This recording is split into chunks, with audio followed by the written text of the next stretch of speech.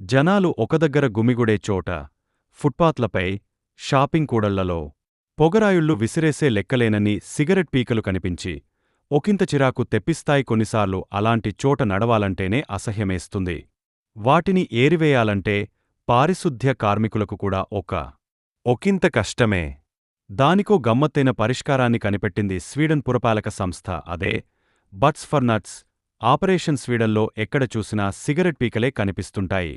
వీటిని శుభ్రం చేయడానికి అక్కడి పురపాలక సంఘం ఏటా సుమారు 20 కోట్ల రూపాయలను స్వీడిష్ క్రోనర్లు ఖర్చు చేస్తోంది. దాంతో కార్విడ్ క్లీనింగ్ అనే స్వీడిష్ స్టార్టప్ సోడటాల్జే నగరంలో ఒక వినూత్న కార్యక్రమాన్ని చేపట్టింది. పీకలను ఏరిపారేయడానికి వాళ్లు కాకులను వినియోగస్తున్నారు. కాకులకు వీధుల్లోని సిగరెట్ పీకలను సేకరించేలా శిక్షణ ఇచ్చారు. కాకులు చాలా తెలివైనవి.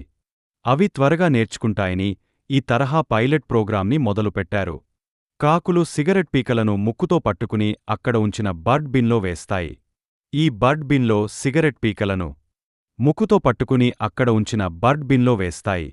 ఈ బర్డ్ బిన్లో సిగరెట్ పీకలను, ఆకులను లేదా రాళ్ల వంటి వస్తువులను గుర్తించగల ఒక ప్రత్యేకమైన కెమెరా ఉంటుంది.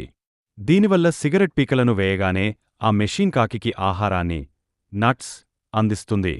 పైలట్ ప్రాజెక్ట్ కాబట్టి ప్రయోగ దశలోనే ఉందని చెప్పాలి.